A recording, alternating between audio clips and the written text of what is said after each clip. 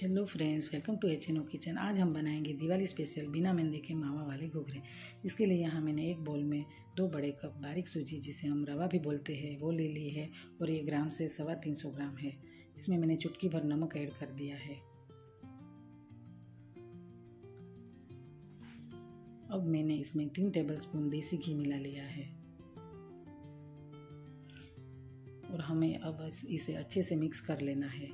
Recipe की detail मैंने description box में दे दी है।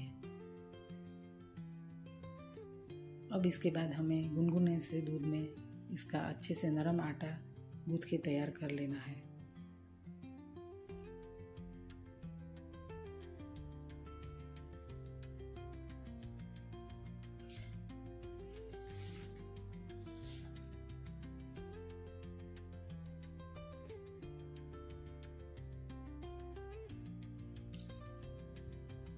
इतने आटे को गूंथने के लिए तकरीबन मैंने 1 कप मिल्क यूज़ किया है।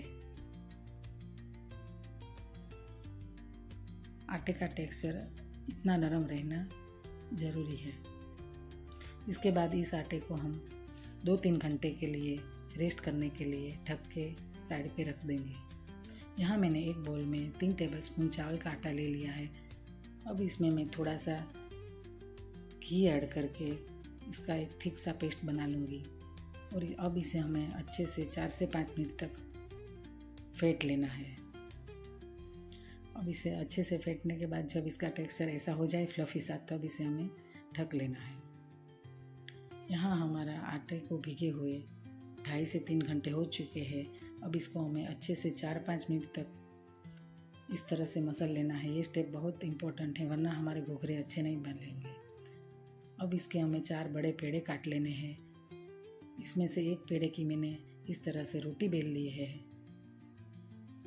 अब इस रोटी के ऊपर हमें हल्के हाथों से इस तरह से खड्डे बना लेने हैं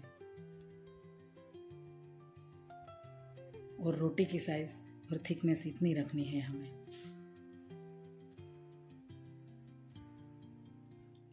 अब मैंने पूरी रोटी पे इस तरह से हल्के हाथों से खड्डे बना लिए हैं।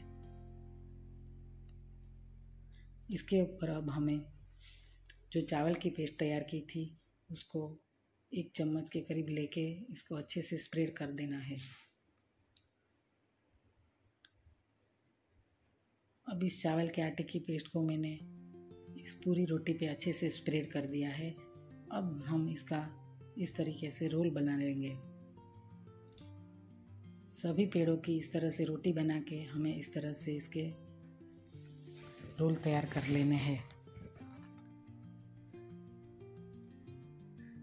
अब इस तरह से रोल तैयार करके हमें इसके छोटे छोटे पेड़ काट लेने हैं और इस पेड़े की साइज़ मैंने 1 इंच रखी है। अब इन सब पेड़ों को हमें ढक के रख देना है। अब हम स्टफिंग की तैयारी कर लेंगे। इसके लिए मैंने एक कढ़ाई में 1 टेबलस्पून घी गरम करने के लिए रख दिया है और गैस की फ्लेम स्लो है। इसके बाद इसमें मैं 1 टेबलस्पून जितना गेहूं का आटा ऐड करूंगी।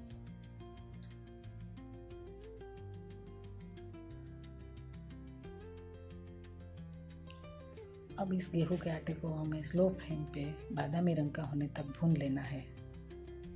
इस तरीके से गेहूं के आटे के भून के हमें इसमें मावा ऐड करने से मावा की शेल्फ लाइफ बढ़ जाती है। अब ये अच्छे से भून चुका है। इसमें हम 250 ग्राम मावा ऐड करेंगे। मावा यहाँ मैंने घर का बना हुआ लिया है, पर आप बाज़ार से लाए हुए मावे का भी इस्तेमाल कर सकते हो, इससे भी घुघरे अच्छे बनेंगे। और घर का मावा बनाने के लिए मैंने 1.5 लीटर दूध को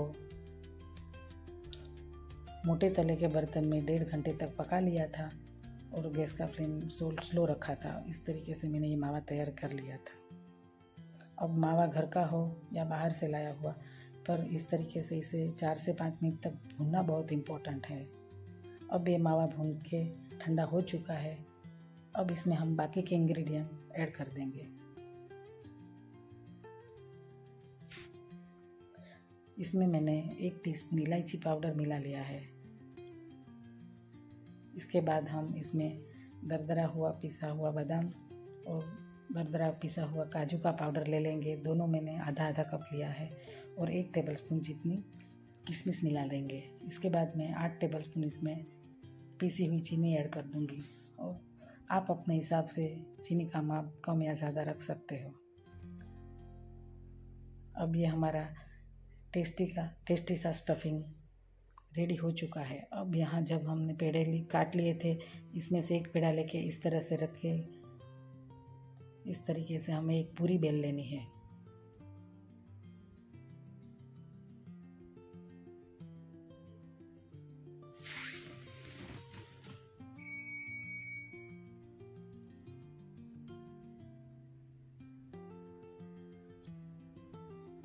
इस पूरी को हम इस तरीके से ऐसे घुघरे के मोल्ड में, जो बाज़ार में आसानी से मिल जाते हैं, इस तरीके से इस पूरी को इसके ऊपर रख लेनी है। और इस मोल्ड को मैंने घी से ग्रीस कर लिया है। अब यहाँ हमें इसमें स्टफिंग रख लेना है, और ये मावे का स्टफिंग हमें न ज़्यादा न कम रखना है।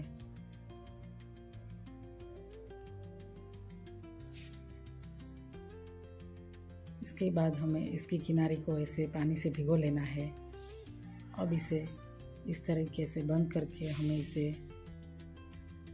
मोल्ड में रख के प्रेस करके घुघरा तैयार कर लेना है। अगर आपके पास मोल्ड नहीं है तो आप घर में भी आसानी से इसे बना सकते हो, ये मैं अब आगे दिखाऊंगी। इस तरीके से सब घुघरे तैयार करके हमें ढक के रख लेने हैं। यहाँ मैंने एक पूरी को ऐसे बेल के कटोरी से इसकी किनारे को काट के रख लिया है। घुघरे इम्पोर्टेंट है कि हम सब घुघरे ढक के ही रखें, वरना इसका मॉइस्चर बरकरार नहीं रहेगा और ये घुघरे घी में तलते हुए फट सकते हैं, इसलिए हमें इसके ढक के ही रखना है। अब यहाँ मैंने इस पूरी के ऊपर स्टफिंग रख के इसे ऐसे फोल्ड कर दिया है। अब हम फोर्क की मदद से इसे दोनों बाजू से सील कर देंगे।